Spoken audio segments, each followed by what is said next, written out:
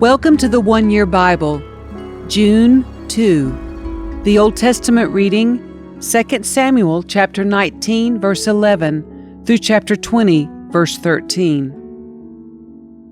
Then King David sent Zadok and Abiathar the priests to say to the elders of Judah, "Why are you the last ones to welcome back the king into his palace? For I have heard that all Israel is ready. You are my relatives, my own tribe, my own flesh and blood. So why are you the last ones to welcome back the king?" And David told them to tell Amasa, "Since you are my own flesh and blood, like Joab, may God strike me and even kill me if I do not appoint you as commander of my army in his place." Then Amasa convinced all the men of Judah, and they responded unanimously. They sent word to the king, "Return to us and bring back all who are with you." So the king started back to Jerusalem, and when he arrived at the Jordan River, the people of Judah came to Gilgal to meet him and escort him across the river. Shimei, son of Gera, the man from Bahurim in Benjamin, hurried across with the men of Judah to welcome King David. 1,000 other men from the tribe of Benjamin were with him, including Ziba, the chief servant of the house of Saul, and Ziba's 15 sons and 20 servants. They rushed down to the Jordan to meet the king.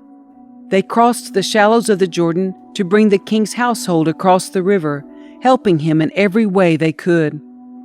As the king was about to cross the river, Shimei fell down before him.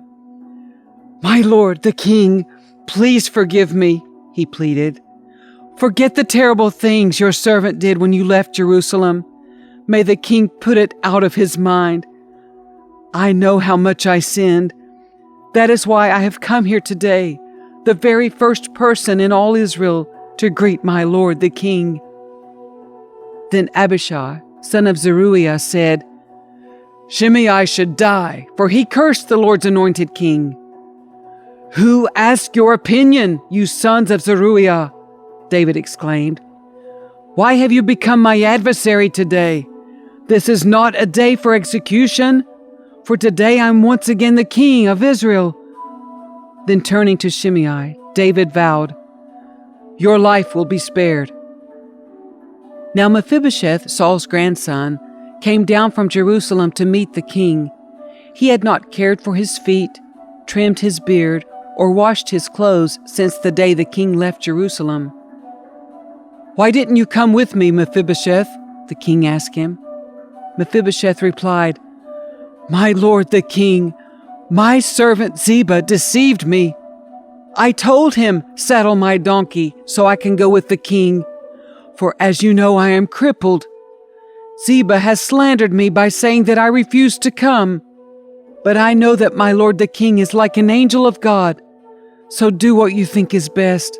All my relatives and I could expect only death from you, my lord, but instead you have honored me by allowing me to eat at your own table. What more can I ask?" "You've said enough," David replied. "I've decided that you and Ziba will divide your land equally between you." "Give him all of it," Mephibosheth said. "I am content just to have you safely back again, my lord the king." Barzillai of Gilead had come down from Rogelim to escort the king across the Jordan. He was very old, 80 years of age, and very wealthy. He was the one who had provided food for the king during his stay in Mahanaim. "Come across with me and live in Jerusalem," the king said to Barzillai. "I will take care of you there." "No," he replied. "I am far too old to go with the king to Jerusalem. I am 80 years old today, and I can no longer enjoy anything. Food and wine are no longer tasty, and I cannot hear the singers as they sing. I would only be a burden to my lord the king. Just to go across the Jordan River with the king is all the honor I need. Then let me return again to die in my own town, where my father and mother are buried. But here is your servant, my son Kimham. "Let him go with my lord the king, and receive whatever you want to give him." "Good," the king replied. "Kimham will go with me, and I will help him in any way you would like, and I will do for you anything you want." So all the people crossed the Jordan with the king.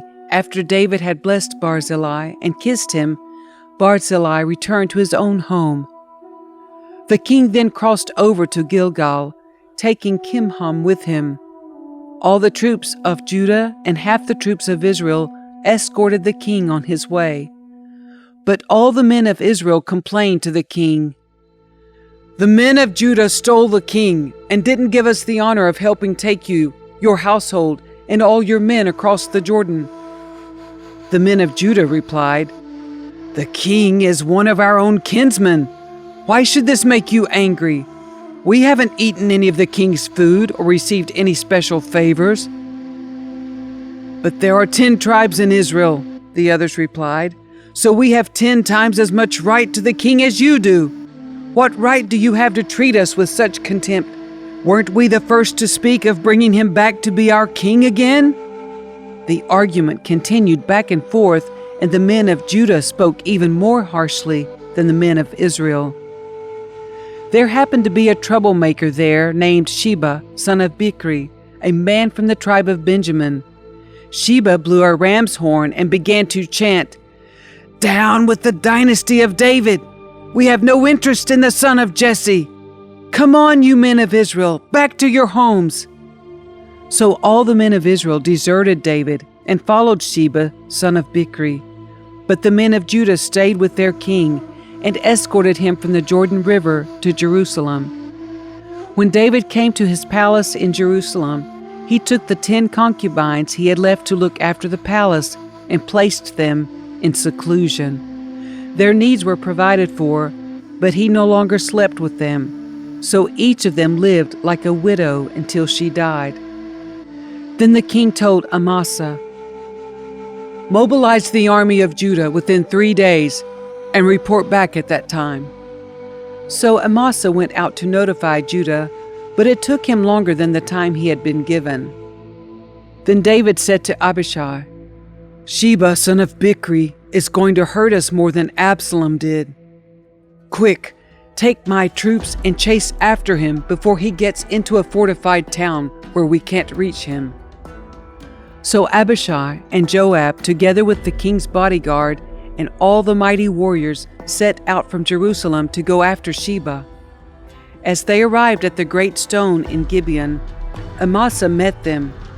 Joab was wearing his military tunic with a dagger strapped to his belt. As he stepped forward to greet Amasa, he slipped the dagger from its sheath. "How are you, my cousin?" Joab said, and took him by the beard with his right hand as though to kiss him. Amasa didn't notice the dagger in his left hand, and Joab stabbed him in the stomach with it, so that his insides gushed out onto the ground. Joab did not need to strike again, and Amasa soon died. Joab and his brother Abishai left him lying there and continued after Sheba. One of Joab's young men shouted to Amasa's troops, "If you are for Joab and David, come and follow Joab." But Amasa lay in his blood in the middle of the road, and Joab's man saw that everyone was stopping to stare at him. So he pulled him off the road into a field and threw a cloak over him. With Amasa's body out of the way, everyone went on with Joab to capture Sheba, son of Bichri.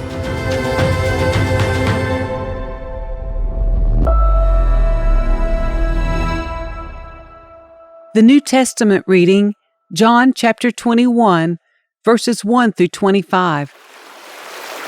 Later, Jesus appeared again to the disciples beside the Sea of Galilee. This is how it happened.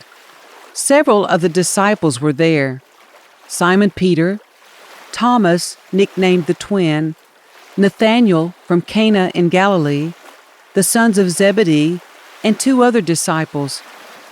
Simon Peter said, "I'm going fishing." "We'll come too," they all said. So they went out in the boat, but they caught nothing all night. At dawn, Jesus was standing on the beach, but the disciples couldn't see who he was. He called out, "Fellas, have you caught any fish?" "No," they replied. Then he said, "Throw out your net on the right-hand side of the boat, and you'll get some."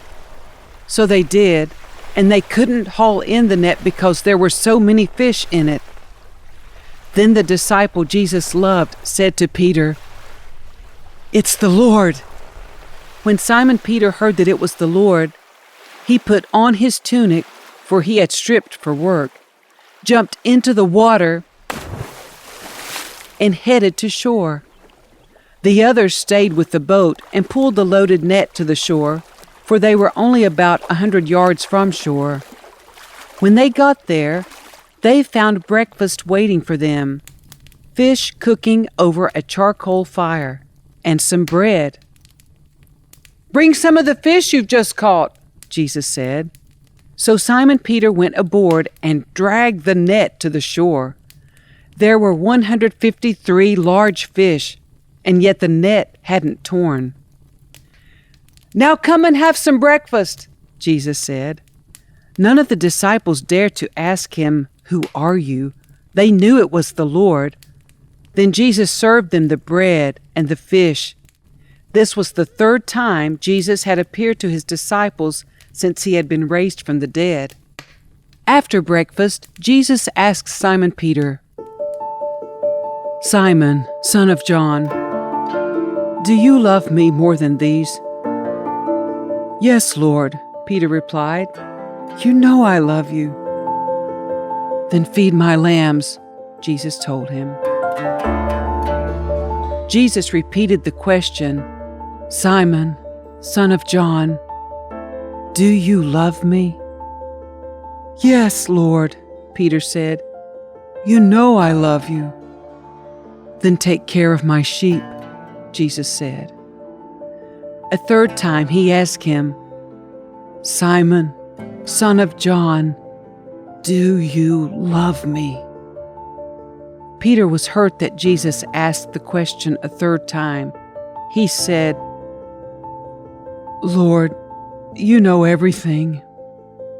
You know that I love you." Jesus said, "Then feed my sheep.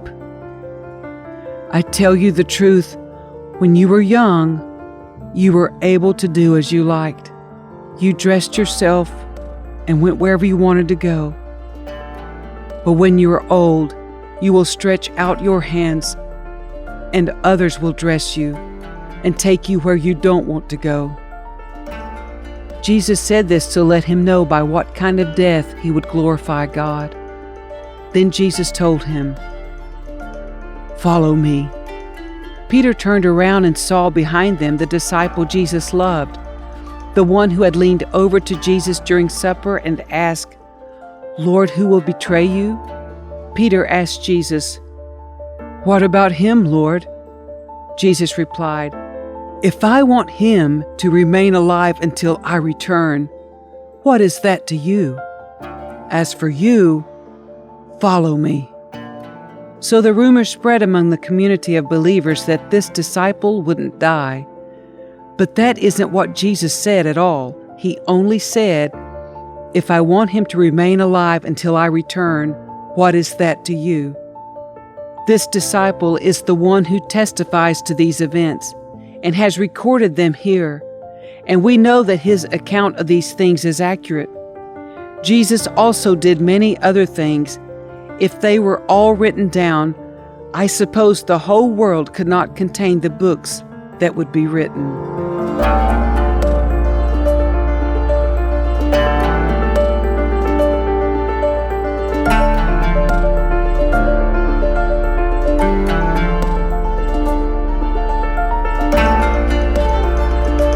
Psalm 120, verses 1 through 7. I took my troubles to the Lord. I cried out to him, and he answered my prayer. Rescue me, O Lord, from liars and from all deceitful people. O deceptive tongue, what will God do to you?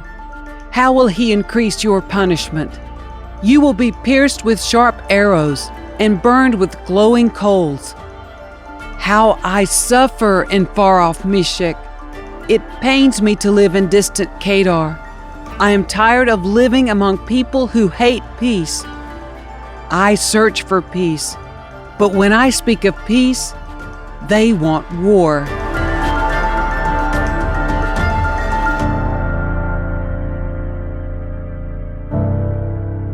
Proverbs 16, verses 16 and 17.